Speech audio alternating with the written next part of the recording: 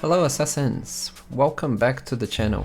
Today we're exploring the mesmerizing world of Assassin Creed Mirage and its photo mode.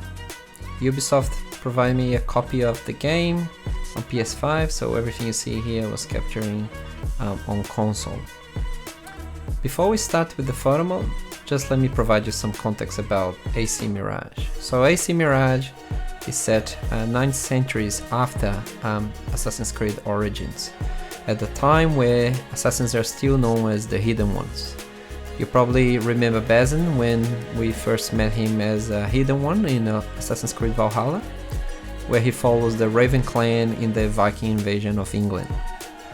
As a conclusion to this journey, his identity as the reincarnation of an ancient god is revealed. While AC Mirage explores Basin's backstory as a young thief growing up in the 19th century Baghdad, it offers new keys to understand the character as well.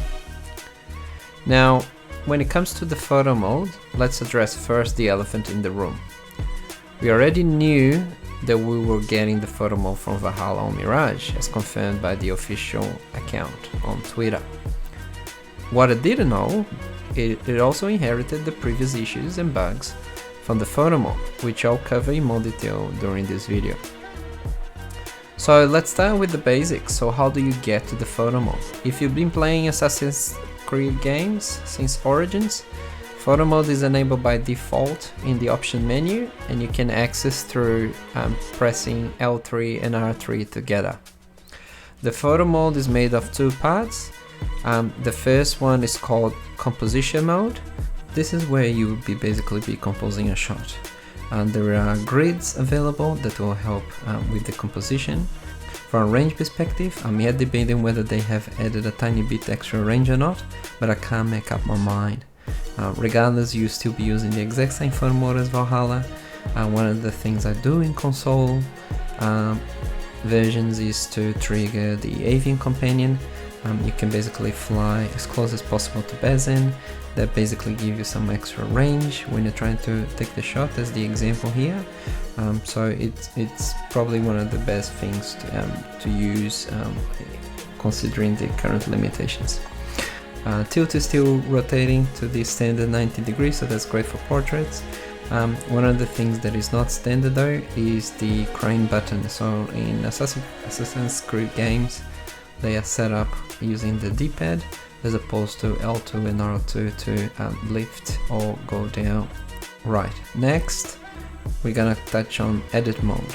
This is where you'll find all the filters, which haven't really evolved since Valhalla.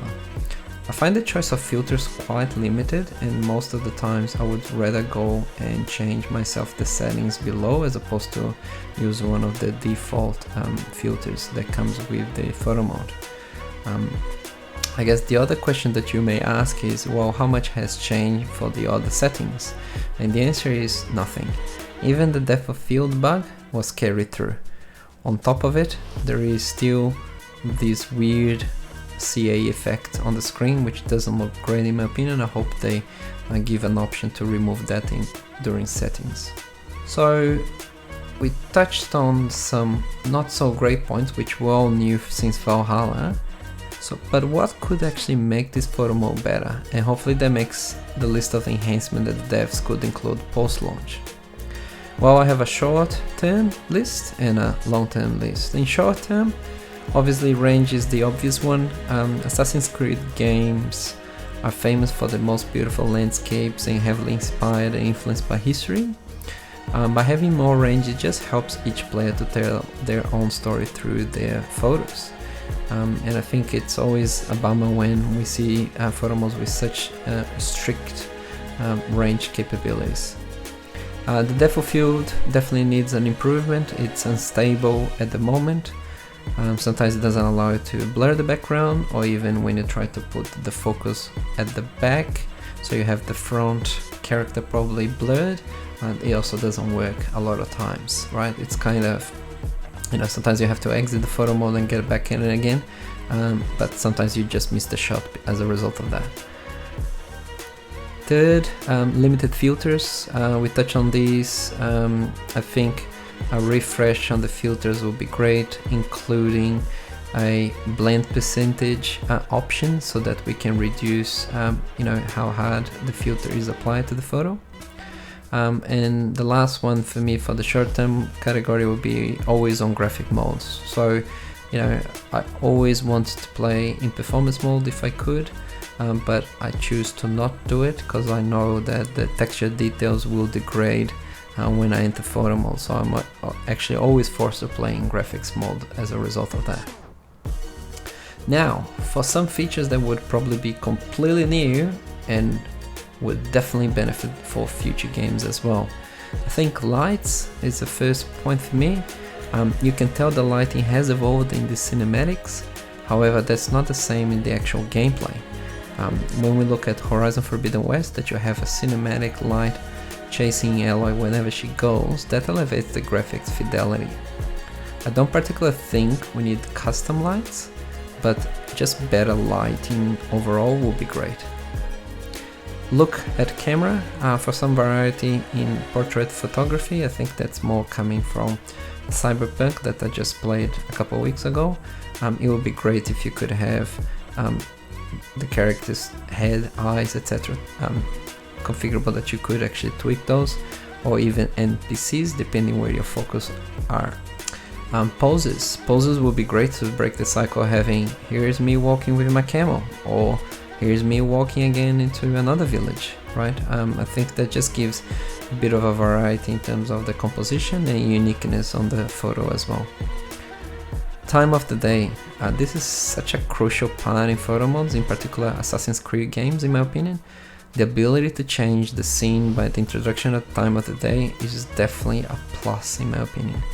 And I think this is definitely controllable given PC modders can add this feature in less than a week, right? And it would be great to have that part of the in-game photo mode in the future as well. Weather, that might be a bit slightly difficult considering that probably has an algorithm that determines the different weather events or even regions that may have certain styles of weather, but again it would be great if you could have even like wind or water puddles and things like that. And lastly, can we please stop supporting last gen games? I have a view that this is always holding back what you can achieve from a graphic point of view by continually to support PS4 games and so on. Now let's go to how do you share your content. Once you're done setting up your shot, you simply capture using your capture button, and if you like to share it so it's visible in the Assassin Creed Mirage map, you can just press X. And there you have it guys, I hope you enjoyed this video. I'm truly loving Assassin's Creed Mirage. It's just a shame that the photo mode is not up to the same level as the game.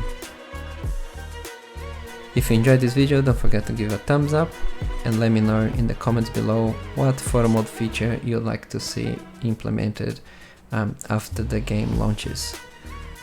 Until next time, stay stealthy, stay legendary, and I'll see you in the next video.